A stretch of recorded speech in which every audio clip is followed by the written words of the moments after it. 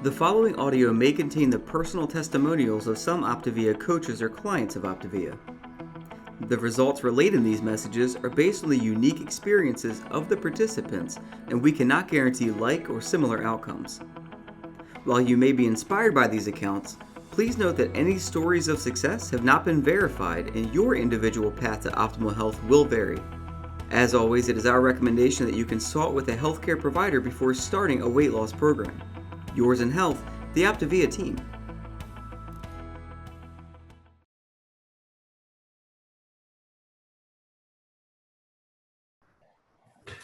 Well, hello, everybody. We're excited that you're all here tonight, and we're excited that you get a chance to participate in this live Q&A with Dr. Ray.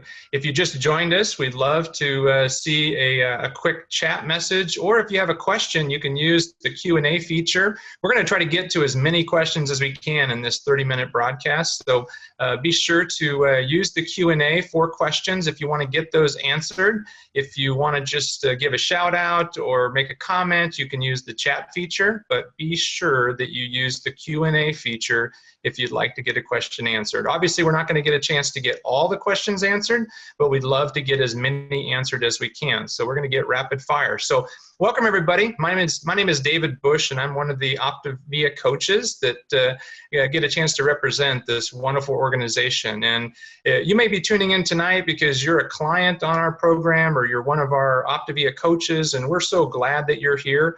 You may also be one of our Optavia health professionals, and you may be at a point where you're just learning more about this program for the very first time. Regardless of where you're coming from or what your background is, we're glad that you're here. Tonight, we're going to be talking with the 10th physician board certified in critical care, a New York Times best-selling author, and the co-founder of Optavia. His name is Dr. Wayne Scott Anderson, and we're going to be talking to him about how to create optimal health and well-being and how to learn how to adopt the habits of health. And he's going to be sharing some answers from his esteemed medical background and his experience in almost 2 decades of health and lifestyle coaching. So Dr. A, welcome to the Q&A. Thanks, David. And how's everybody doing tonight? We're doing great. We're so excited that you get a chance to be here with us live to answer some of these questions. And so, hey, Dr. A, my sleeves are rolled up. I'm ready to go to work. You ready to get some answers to some questions? Absolutely. Let's do it. Just to kind of start it off, I was a couple hours ago, the CEO of our company, Optavia, was here. We spent a couple hours talking about our future, and it's pretty amazing. The world has been looking for something like this for a long time, and for all of you on the line tonight, you have an opportunity to be part of what we believe will allow you to organize your life around what matters most, to create optimal health and well-being, to put you in position to truly thrive in your life. This is not about a gimmick, not about blue-green algae or about tree bark from the bottom of the Amazon. This is really about how we can help you change your life. And so I love this part. I love to answer questions. I'm in the process of finalizing. I just finished Habits Health 2.0, and I'm in the process of editing it. So I love these questions because it really allows me to start to understand, what are the areas of concern? What are the areas maybe you're not sure of in your own life? And how can we help you move forward and create optimal health and well-being? So let's do it, David. Awesome. Well, we did a survey from all of our coaches and just asked them to provide questions, common questions that are coming up very repetitively. And then we've got obviously a whole bunch of questions here that we're going to get to tonight, as many as of them we can. But we want to start off with just a real clear definition. You used the topic of healthy body, healthy mind, and healthy finances. One of the questions is, how do you define healthy body and healthy mind and healthy finances? Is that different for everybody? Well, everybody is different, and what matters most to us in those key 3 areas will be different for each and every one of us individually, absolutely. But there are some parameters. A healthy body and a healthy mind, starting off in that area, will be a little different. Some people are more adapt to change than others. Some people are doing fairly well, and some people really are struggling right now in their life. And so that orientation to allowing your body to be healthy is a great starting place. And finances, I like that word, but I like the word of career well-being even more. Because basically when we're doing something we love and we're getting paid well for it, that puts us in the best possible position to be successful in the other areas of our life. I talk about the 6 micro habits in the new book. And that are the key areas that really define well-being and as well as optimal health. And each of those will be a little different. We're all good in some things. I don't think anybody fails in all 6 macro habits, maybe somebody, but I think it's that we're doing some of the things, but we're actually doing things that we think we know are right, and they're actually counter to overall helping you create optimal health and well-being. So yeah, I think, David, for everybody, it's a little different, but there are some fundamental constructs of that are the same for everybody. And in terms of career well-being, again, it's having the time and the resources to be able to share life with the people that are important to you. Your healthy mind, it's really being able to have internal stability. Life is going to get ugly sometimes, and life gets in the way. And our ability to respond to that in a fashion that allows us to come out the other end without sacrificing our physical, mental health or our success in life is really important. And then fundamentally, the constructs of eating healthy, of reaching a healthy weight, of sleeping better, of moving more, of handling stress, all those things are critical for long-term optimal health and well-being. Great. The next question has to do with a common question that you get often, which has to do with using processed foods as a form of nutrition versus what would be considered to be natural, healthy foods that are just from the earth or from the grocery store. Can you talk a little bit about the benefits of using a fueling versus using everyday natural food that comes from a grocery store?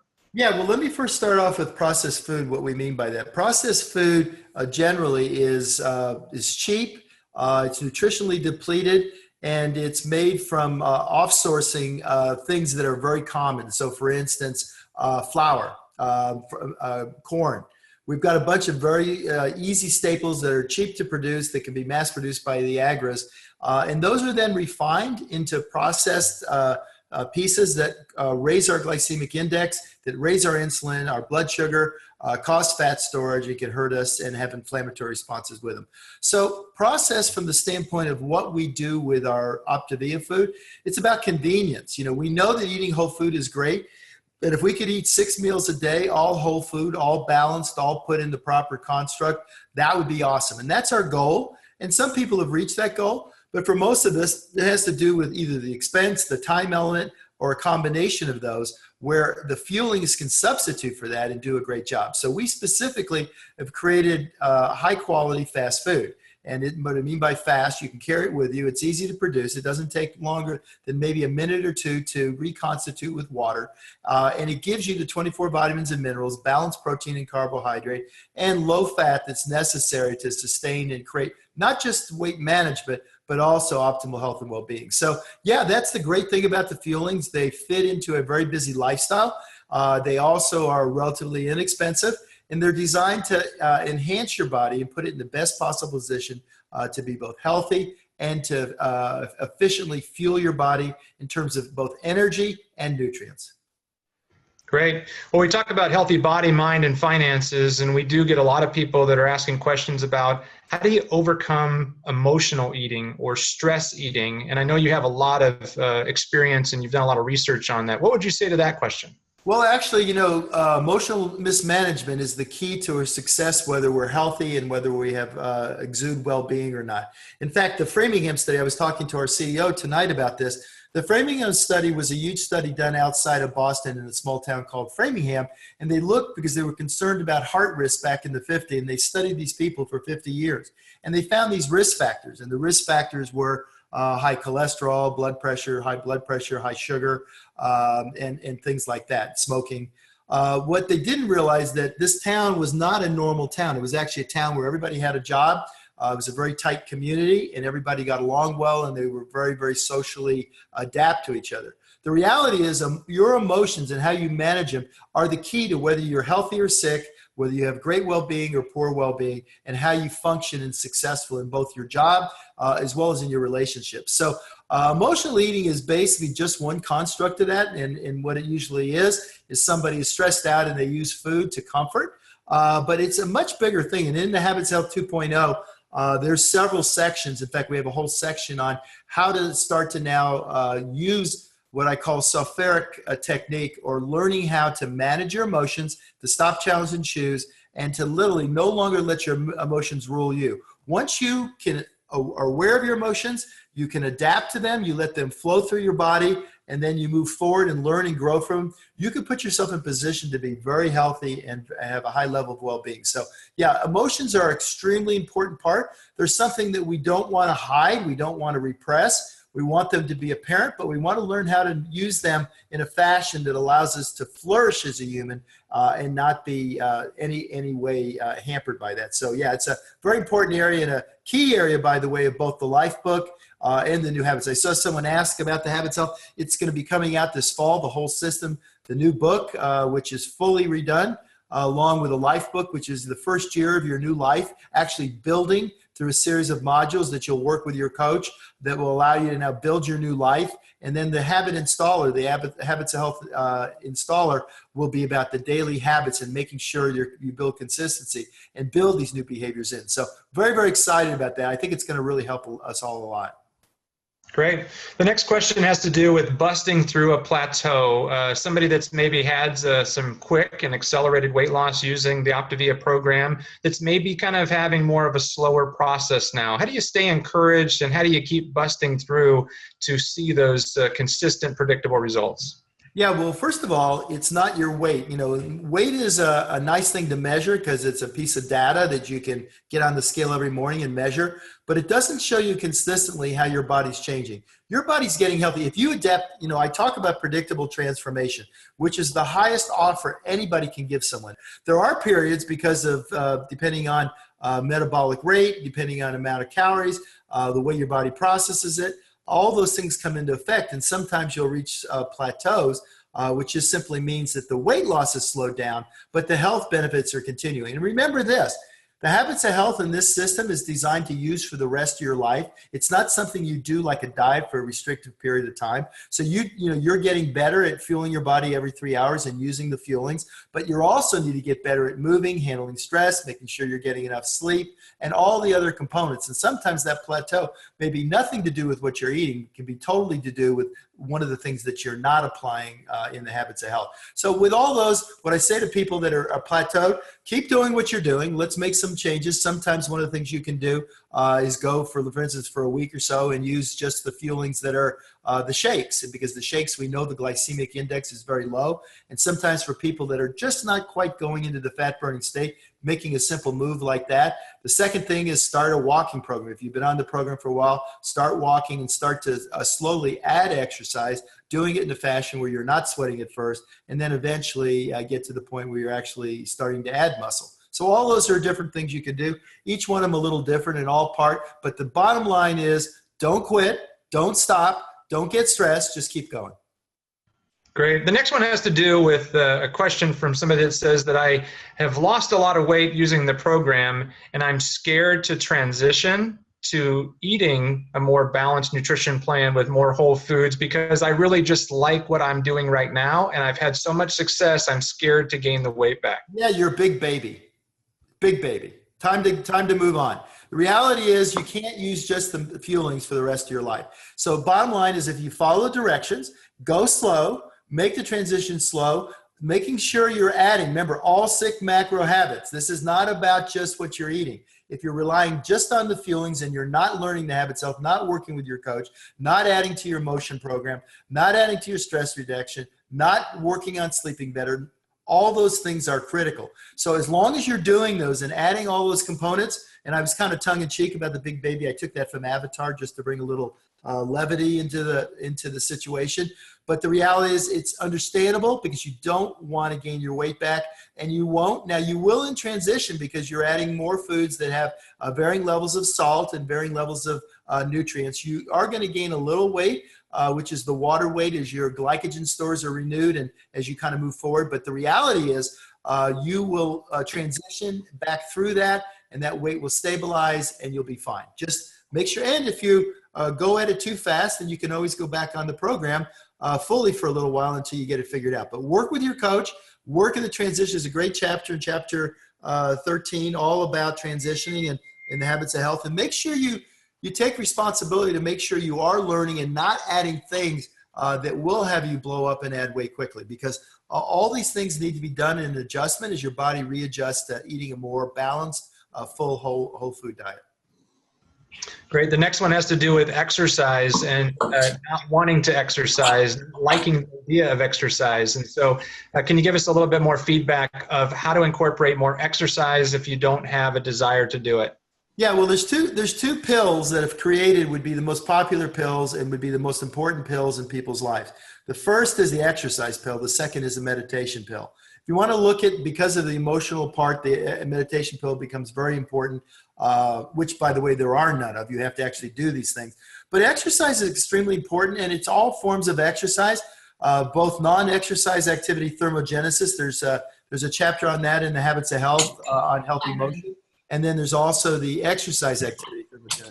So exercising 2 or 3 times a week is really important because it builds in both cardiovascular stability and muscle strength, balance, flexibility. All those are critical for long-term success, and they're things you're going to want to do. You know, when the question was asked earlier about reaching plateaus, if you're not adding muscle because you are losing weight, your total mass is going to go down and your metabolic rate is going to drop. So it's important to add muscle. The second part is to add motion.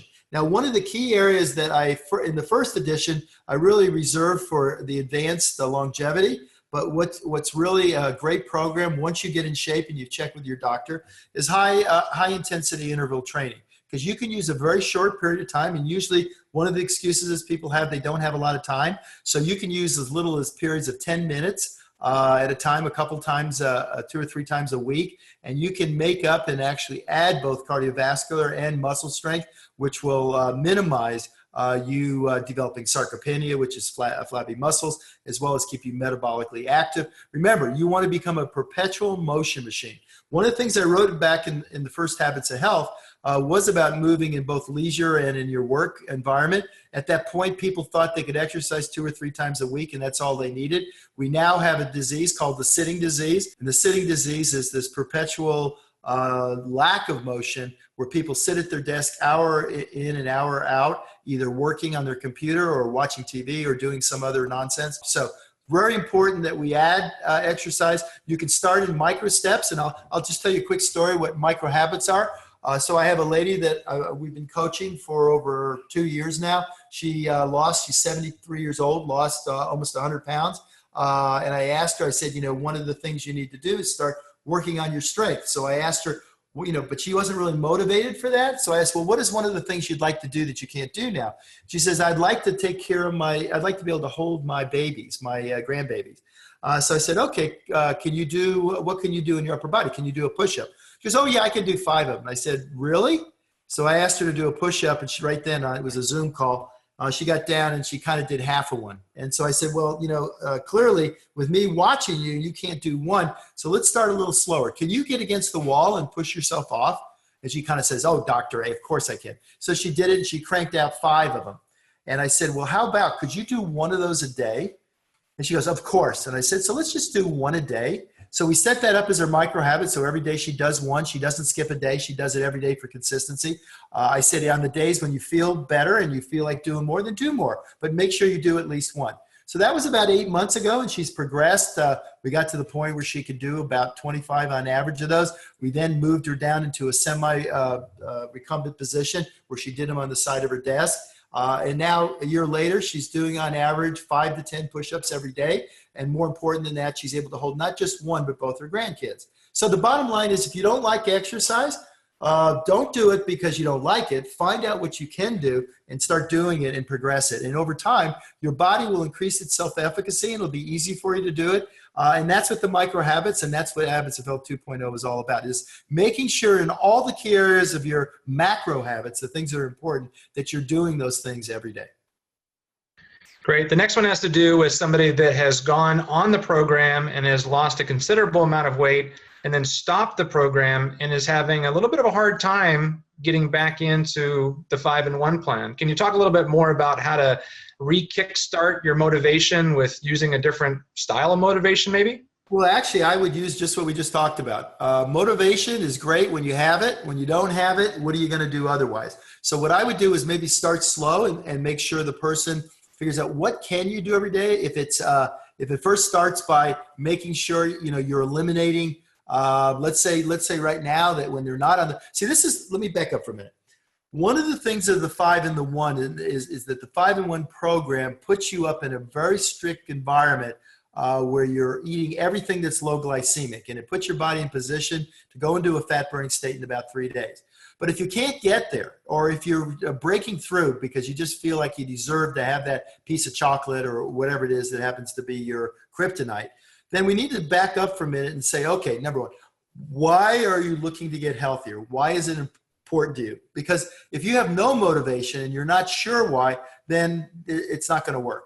First of all, find out what are your long-term goals, and then what are some of the immediate goals. So for instance, a long-term goal may be to get down to your healthy weight so you can do something that you otherwise couldn't do, like maybe get a parachute out of a plane. I don't know what it is, but the point is, in the beginning, what we want to do is we want to get you to the point where you're starting to lose weight consistently. So the first thing you could do is first of all, say, okay, the first week I'm not going to even go back on the program. I'm going to get rid of my kryptonite. So I'm going to drop and stop doing things that are unhealthy for me. Drinking sodas, having refined food like flour products or bread, and get rid of all that stuff. Drink lots of water, and you'll start feeling better, and then you'll feel more motivated to get started back on the program. Because the bottom line is, if you're trying to get someone else to help you be motivated, it's not going to work. If you're using guilt, and I should, or I ought to do this, that's not going to work. It has to come from you, and then start simple enough with one small thing, and then get to the point where you're ready to go back on the 5 and 1. But don't do it. The worst thing you can do is go on it for a day and go off it and oscillate back and forth. Great. In chapter 18 of your Habits of Health book, you talk about building a microenvironment of support and how valuable that was. You said it was the most valuable thing to somebody's individual journey to get healthier. Talk about how to go about creating that support environment if you don't have a supportive family, and maybe if you have a saboteur inside the family that's trying to kind of pull you away from your healthy habits. Yeah, again, going back to what we were just talking about, you need to improve your motivation first. You need to decide why this is important to you. And it should be something you want to have bring in. It's not getting rid of something you don't want. It's not about just losing weight because you're pre-diabetic. It's about deciding that I'm going to get on this program and I'm going to learn to create health because I want to bring these things to being. That's the first part. The second thing is you should really reach out to your family, the people around you, and say, listen, whether you agree with me or not, whether you don't want to do this or not, please support me in this. And that support can be everything from encouraging me and helping me to at least not doing anything to try to derail me or hijack me. And ask them and just say, please, if you really care about me, I've decided to do this. And then the third part is, boy, get some help. Get a model. Get someone to do it with you. I'll give you an example of that. So, one of the things that we talk about is getting more active. And one of the key areas for people that have very busy work schedules is to get up a little earlier, maybe in the morning, and to go for a walk or go for a run. And so what we want to do to make those things work is make them immediately applicable. We know if you run that you're going to be healthier, but the bottom line, that's in the future. So basically, rather than say, tonight, tonight you might say, yep, I'm going to run in the morning. And then you go to bed, you set your clock. Then the morning comes, and what happens? You hit the snooze alarm. You say, I'll start tomorrow, right? And you don't start because there's no one culpable. You just say, I'll do it tomorrow. And then you don't do it, and it goes on and on and on. But what if the night before you call up your neighbor or a friend that lives locally and say, hey, Sally, listen, do you want to go for a 30-minute run in the morning? Or if you're not ready for running, you go for a 30-minute walk. We can take our dogs and do that.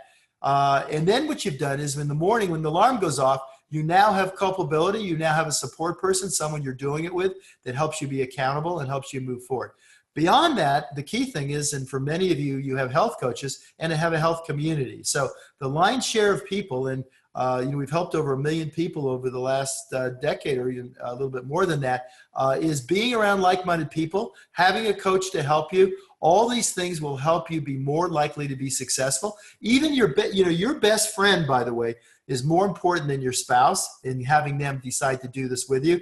So elicit help from the people that care about you, and don't do this together. It's very healthy it's very unlikely that you'll get healthy on your own. You need help. Great. This last question I want to ask, and then we have one final wrap-up question. It has to do with becoming a coach. You created this Optavia entity along with the Colonel Brad McDonald, and you had this idea of creating this collaborative model of health. Coming out of critical care, you had this desire to have people actually help people to get America healthy. Can you talk a little bit more about why you feel it's valuable for people to become a coach, and how to overcome the barrier of I'm not good enough, I'm not healthy enough to be able to be a coach? Because that's a major obstacle that a lot of people have questions about.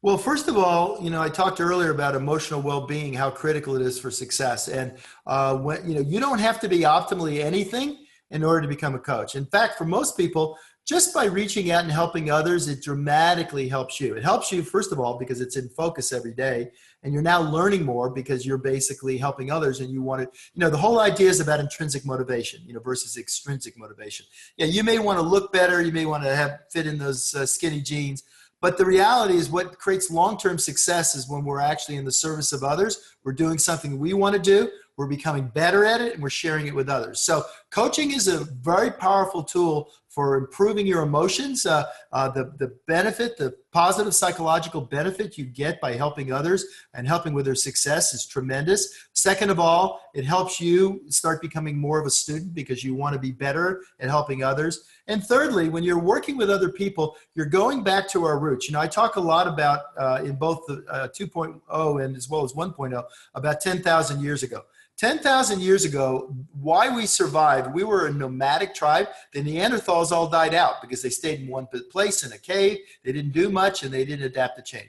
Nomad humans in the earliest form basically worked together. They were compassionate. They hung out at the fireside at night, chatted empathetically, taking care of each other. And when we're taking care of each other, we're at our finest. And technology, unfortunately, today has removed us. Less than 5% of us are outdoors. We're becoming an indoor species. We've lost full connection with our outdoors. And kids today spend less than 8 minutes outside every day on average. It is just atrocious. And when you lose connection with that, you lose connection with yourself, with what creates well-being, what creates health. So coming together, being part of this community, reaching out and helping others, being on calls like this, there's basically, there's over 1,300 people on this call on a Wednesday night.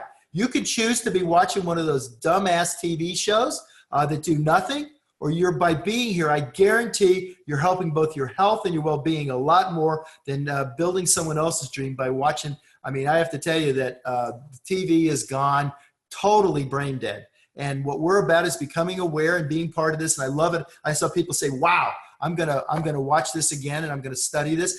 That's what intrinsic motivation is. It's about feeling inside of you, now I'm on track. I'm doing something I want to do. I'm not being told to do it. It's not my nagging husband. It's not anybody else telling me what to do. It's not my doctor telling me what to do. I've decided to get healthy and I want to get better at it. I'm going to study it. I'm going to become master of it. And then I'm going to reach out and share it with everybody. That's when you reach the sweet spot of optimal health and well-being. That's so awesome, Dr. A. And to wrap up with one last question, this one's more towards you, is that what do you see in the vision of Optavia for the next 5 years that you could maybe share with some of the people that are watching this? How do you see Optavia helping the world to get healthier? Wow. That hits me because the world's a mess. And people don't care about, they don't respect each other. There's a veneer of communication that's going on. And what the world needs are people that care about each other. And that's what we do. That's our culture. That's our community. And what I'm seeing, and I was talking to the CEO tonight, to Dan Chard, about it, is we have something so special, that's so authentic, so transparent, so real. Nothing you're pitching. And the more you come in and you dive into our community, the more you see how real it is. That's how we're going to change the world. We're getting ready to go international. My goal is within 5 years for Optavia to be the sign of health and well-being in the world. Great. Thank you so much, Dr. A. Your emotion and your passion for helping America to get healthy and then the world is infectious to all of us. So thank you so much for all of your enthusiasm. I got goosebumps. I hope some of you got goosebumps because this is not about motivating you. This is about sharing passion and hopefully that passion filled your cup up today, and you can go pour it out into somebody else in your life. We've got a whole bunch of people we can help. So if you can reach out to your coach or the person that invited you to watch this webinar, ask them to get the free ebook from Dr. A. It's a great resource. It's a quick read. You can do it on your mobile device. You can also find out from your Optive coach about the new and upcoming Habits of Health 2.0 that's coming out this fall. So once again, thank you so much for joining us here with the Habits of Health webinar, and check out the Optive YouTube channel for more podcasts and other great resources and past episodes of the Habits of Health webinar. So all right, thanks, guys. everybody. Let's go out and get the world healthy. Good night. This audio may have contained the personal testimonials of some Optive coaches or clients of Optive. The results relayed in these messages are based on the unique experiences of the participants, and we cannot guarantee like or similar outcomes. While you may be inspired by these accounts, please note that any stories of success have not been verified, and your individual path to optimal health will vary. As always, it is our recommendation that you consult with a healthcare provider before starting a weight loss program. Yours in health, the Optive team.